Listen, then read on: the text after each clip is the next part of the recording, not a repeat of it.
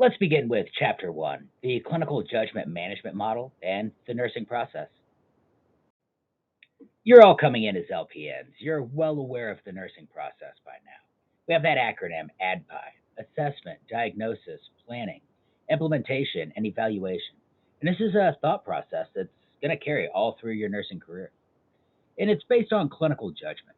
We're observing the outcome of our critical thinking and decision making skills, where we're assessing the patient and analyzing, gaining any clues we can about the patient's condition. There, we're planning what is our course of action? What interventions are we going to implement? And from there, we're going to place these interventions into action and finally evaluate the outcomes and assure their effectiveness. The nursing process begins with identifying the patient's problems. This can come from everything from the patient's chief complaint as well as the symptoms that we're assessing from the patient. And this is going to form the basis of the patient's plan of care. When using the patient problem terminology, the language better defines the nursing clinical practice. We then move on to the concept, and this focuses on the patient centered model of care. And it influences the organization of both patient information as well as the delivery of the patient care. It can come from everything with a holistic view of the patient, involving everything from preventative, primary, acute, and chronic health care, and also pertains to the patient's problems and promotes successful outcomes. What may be the best method, the best intervention for preventative care is not necessarily going to be the best intervention for acute or chronic. One method we can employ is the clinical judgment measurement model.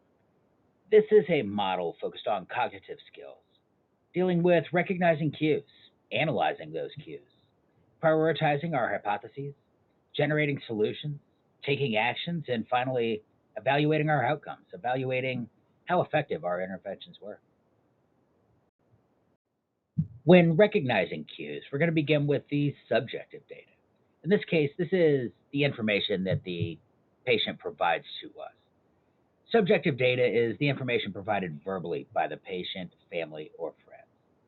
On the other end, objective data. This is information that the nurse directly observes about the patient's health status. A great example of this would be a headache. We can't see a headache, we can't assess the headache. We have to take the patient's word for it. That patient comes in with complaints of a headache. This is subjective data. On the other hand, if we take vital signs and get a blood pressure at 210 over 140, we know right there that's the reason for the headache. And that's also objective data. That's data that we've obsessed ourselves. Another handy mnemonic to think of that is objective data is like an object. It's something you can touch. It's something you can physically see and assess for yourself. In this case, we want to analyze the cues and also prioritize the hypotheses based on this subjective and objective data. Analyze the cues, prioritize, and hopefully that's going to get us leading on a solution for our patient's problems.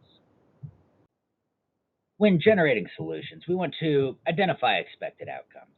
They want them to be patient centered, addressing the patient's complaints, their chief complaints. They also need to be realistic and measurable with reasonable deadlines.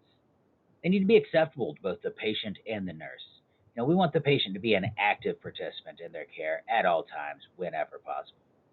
They're also going to be dependent on the patient's decision making ability, shared with other healthcare team, and working to identify the components for evaluation. Because we can put a million interventions in place. Evaluation is always going to be our last step when we start talking about these judgment models and the nursing process. Because once we have put an intervention in place, we have to be able to evaluate that. We want to confirm that it is effective. If this isn't effective, we need to go back to the drawing board and maybe look at some other alternatives. Finally, we're ready to take action. In this case, the nurse decides which actions will address the highest priority of care. It's also going to include other aspects like patient teaching, side effects, teaching the patient for self administration, as well as any dietary considerations. As you see, as we get later into the course, there's going to be a lot of dietary modifications that are going to be necessary for different drugs. And finally, our most important step, we want to evaluate outcomes. This is going to determine if our outcomes were met. Have we met our goals in our treatment? We've determined if the interventions were effective Were they ineffective or did they make no difference at all? Did we have no patient response? And finally, we're going to carefully document any patient response to this. Document were our goals successful? This evaluation and documentation is going to guide the patient's future plan of care. Are we going to stick with our current plan or do we need to try something different? Speaking of documentation, let's begin with our first practice question. Which of the below is a correctly written generated solution by the nurse? Would that be A, the patient will administer the prescribed dose? B, the patient will learn to administer insulin? C, the patient will know how to take insulin correctly? Or D, the patient will independently administer the prescribed dose of insulin at the end of 1 hour of instruction? And that answer is going to be D. The patient will independently administer the prescribed dose of insulin at the end of 1 hour of instruction.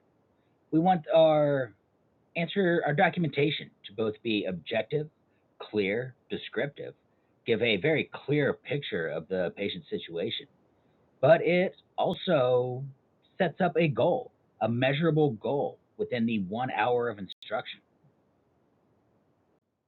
For our next practice question, we're going to deal with a select all that apply. This will include which information will the nurse include in the patient teaching.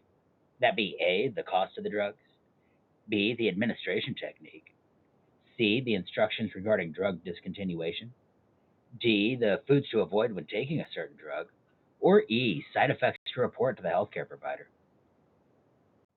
And that answer is going to be B, C, D, and E. We're not necessarily going to include the cost of the medication because we may not have that information. That the cost of that drug's gonna vary wildly depending on their pharmacy, their insurance. For everything else, B, the administration technique, how to administer the drug, C, instructions regarding drug discontinuation, D, what foods to avoid when taking a certain drug, or E, side effects to report to a healthcare provider. All of these are things that we must include in our teaching. For question three, what is the first step of the clinical judgment when working with patients receiving drug therapy? That be A, recognize clues, B, analyze cues and prioritize hypotheses, C, take action, or D, evaluate outcomes? And that answer is going to be A, recognize cues. Remember ADPI, assess, diagnose, plan, intervention, and evaluation. In this case, with recognizing cues, we're assessing our patient. And finally, for question four, before information about drug therapy is presented to a patient, what is most important for the nurse to implement? That can be A, determine the patient's reading level, B, plan the number of teaching sessions, C, assess the patient's readiness to learn, or D, tell the patient that he or she must comply with the drug therapy. And that answer is again going to be C, assess the patient's readiness to learn. If they're in extreme pain, if they're not focused, this is not the time to be providing that teaching. We want to do it at the time that the patient's going to be the most receptive. But anyway, that's all we've got for these slides. I'll see you in the next chapter. Also, keep in mind, I'm aware we're starting a little slow, but these modules do set up the framework.